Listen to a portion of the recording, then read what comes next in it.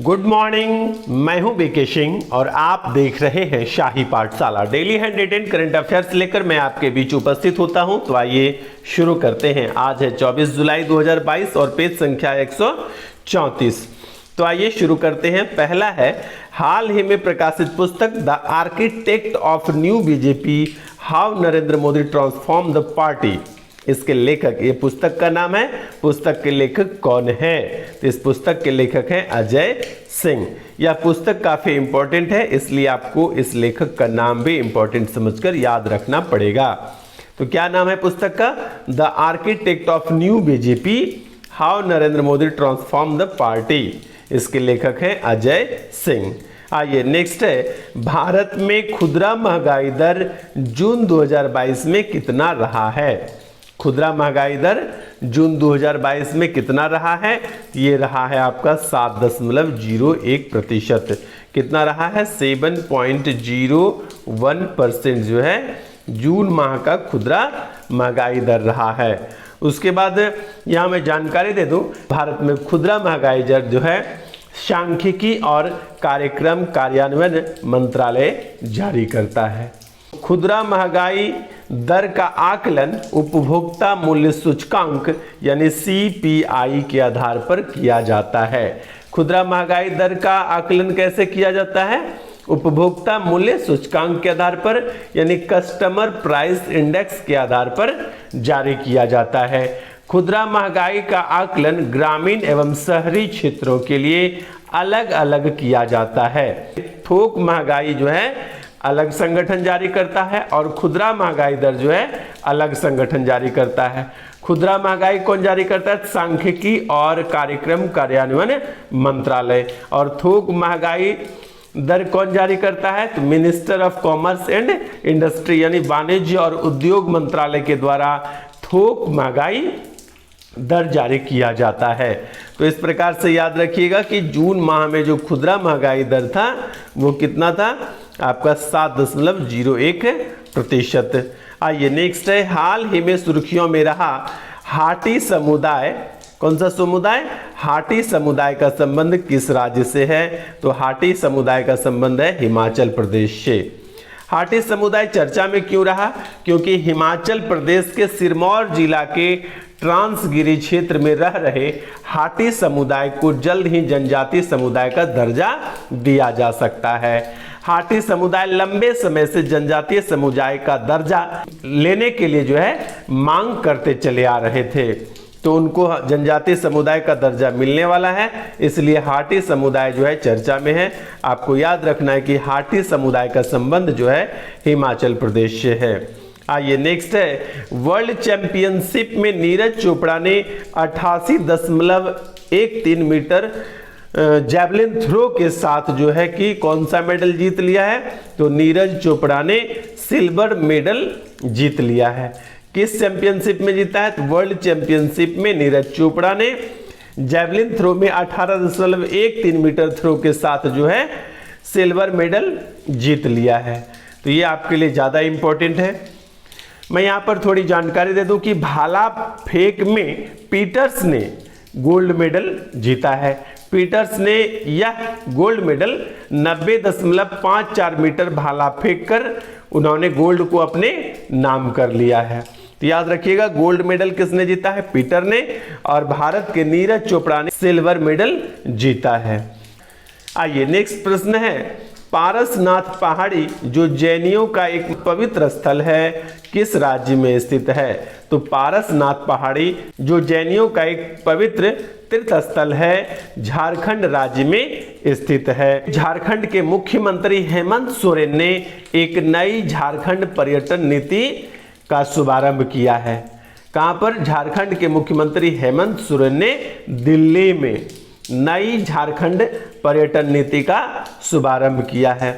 पारसनाथ पहाड़ी झारखंड के गिरिडीह जिला में स्थित है। इसका नाम जैन धर्म के 23वें तीर्थंकर पारसनाथ के नाम पर पड़ा है। ऐसा माना जाता है कि यह वह स्थान है जहां 24 तीर्थंकरों में से 20 ने मोक्ष यहीं पर प्राप्त किया है।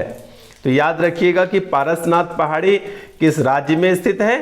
तो झारखंड राज्य में स्थित है पारसनाथ की पहाड़ी। आइए नेक्स्ट प्रश्न है, हाल ही में बिहार में हेरिटेज स्पेशल ट्रेन कहां से कहां तक परिचालित किया गया था? तो हाल ही में बिहार में हेरिटेज स्पेशल ट्रेन जो है यह मोतिहारी के बापू धाम से मुजफ्फरपुर तक जो है परिचालित किया गया था। ये बिहार के स्टूडेंट के लिए इंपॉर्टेंट हो जाता है कि हेरिटेज स्पेशल ट्रेनें जो है कहां से कहां तक चला गया था? तो मोतिहारी के बापू धाम से मुजफ्फरपुर के बीच चलाई गई थी हेरिटेज स्पेशल ट्रेन। आइए नेक्स्ट है, हाल ही में रेलवे बोर्ड के अध्यक्ष विनय कुमार त्रिपाठी ने, किसने? विनय कुमार त्रिपाठी ने। आपके लिए यह नाम भी इंपॉर्टेंट है कि रेलवे बोर्ड के अध्यक्ष कौन है? विनय कुमार त्रिपाठी। तो विनय कुमार त्रिपाठी ने कहां पर आजादी की रेलगाड़ी और आजादी का स्टेशन का उद्घाटन किया है? तो यह राष्ट्रीय राजधानी नई दिल्ली में उन्होंने उद्घाटन किया है। तो याद रखिएगा कि रेलवे के अध्यक्ष विनय कुमार त्रिपाठी ने आजादी की रेलगाड़ी और स्टेशन का उद्घाटन जो है राष्ट्रीय राजधानी नई दिल्ली में किया है। आइए फिर नेक्स्ट है, हाल ही में भूपेंद्र सिंह का निधन हो गया है, तो वे क्या थे? भूपेंद्र सिंह का जो निधन हुआ है, भूपेंद्र सिंह क्या थे? वो पार्श्व गायक थे। भूपेंद्र सिंह क्या थे? पंजाब के रहने वाले थे और वह एक पार्श्व गायक थे। उनका 18 जुलाई को जो है निधन हो गया है। तो याद रखिएगा कि भूपेंद्र सिंह कौन थे? तो पार्श्व गायक थे, मशहूर गायक थे, आप लोग शायद जानते भी होंगे। आइए नेक्स्ट है, हाल ही में सेबी ने किसे नेशनल स्टॉक एक्सचेंज यानी NSE का MD और CEO नियुक्त किया है? तो MD और CEO नेशनल स्टॉक एक्सचेंज का आशीष कुमार चौहान को नियुक्त किया गया है। सेबी का फुल फॉर्म होता है सिक्योरिटी बोर्ड ऑफ इंडिया। इसके हेड कौन है? तो माधवी पुरी बुच जो है इसके हेड है। सेबी के हेड कौन है? सेबी के हेड हैं Madhabi Puri Buch. National stock exchange की स्थापना जो है, नेशनल स्टॉक एक्सचेंज यानी NSE की स्थापना जो है कि 1992 में हुआ था और नेशनल स्टॉक एक्सचेंज का जो सूचकांक है उसको निफ्टी कहा जाता है। क्या कहा जाता है? निफ्टी कहा जाता है। और उसका MD और CEO किसे नियुक्त किया गया है? तो आशीष कुमार चौहान को नेशनल स्टॉक एक्सचेंज का MD और CEO नियुक्त किया गया है। तो याद रखिएगा यह प्रश्न आपके लिए इंपॉर्टेंट हो सकता है। आइए फिर नेक्स्ट है, हाल ही में आर्टिफिशियल इंटेलिजेंस द्वारा संचालित देश के पहले लोक अदालत का शुभारंभ कहां किया गया है? तो हाल ही में आर्टिफिशियल इंटेलिजेंस द्वारा संचालित देश के पहले लोक अदालत का शुभारंभ राजस्थान की राजधानी जयपुर में किया गया है। यहां पर एक और क्वेश्चन आपके लिए इंपॉर्टेंट है कि देश का पहला लोक अदालत कहां शुरू किया गया था? तो आपको याद रखना है लोक अदालत यदि पूछा जाएगा तो यह शुरू किया गया था छत्तीसगढ़ के बिलासपुर में। लोक अदालत छत्तीसगढ़ के बिलासपुर में। लेकिन यदि आर्टिफिशियल इंटेलिजेंस द्वारा संचालित लोक अदालत का शुभारंभ सबसे पहले कहां किया गया? तो राजस्थान की राजधानी जयपुर में। आइए नेक्स्ट है, ISSF निशानेबाजी में भारत ने कुल कितने पदक जीतकर प्रथम स्थान हासिल किया है? ये ISSF निशानेबाजी जो है यह दक्षिण कोरिया में आयोजित हुआ था या चल रहा था। तो इसमें भारत ने पहला स्थान जो है 15 मेडल के साथ पहला स्थान हासिल किया है। इस 15 मेडल में 5 गोल्ड और 6 सिल्वर और 4 जो है ब्रॉन्ज मेडल शामिल है। 5 गोल्ड, 6 सिल्वर और 4 ब्रॉन्ज मेडल के साथ टोटल 15 मेडल जीतकर भारत जो है ISSF निशानेबाजी चैंपियनशिप में प्रथम स्थान पर विद्यमान रहा। आइए आज का अंतिम करंट अफेयर्स पर चलते हैं। प्रत्येक वर्ष 24 जुलाई को राष्ट्रीय थर्मल इंजीनियरिंग दिवस आयोजित किया जाता है। ये याद रखना है आपको कि 24 जुलाई को कौन सा दिवस है? तो राष्ट्रीय थर्मल इंजीनियरिंग दिवस, राष्ट्रीय थर्मल इंजीनियरिंग दिवस 24 जुलाई को मनाया जाता है। और 24 जुलाई को एक और दिवस है, वो है 24 जुलाई को आयकर दिवस, राष्ट्रीय आयकर दिवस भी मनाया जाता है।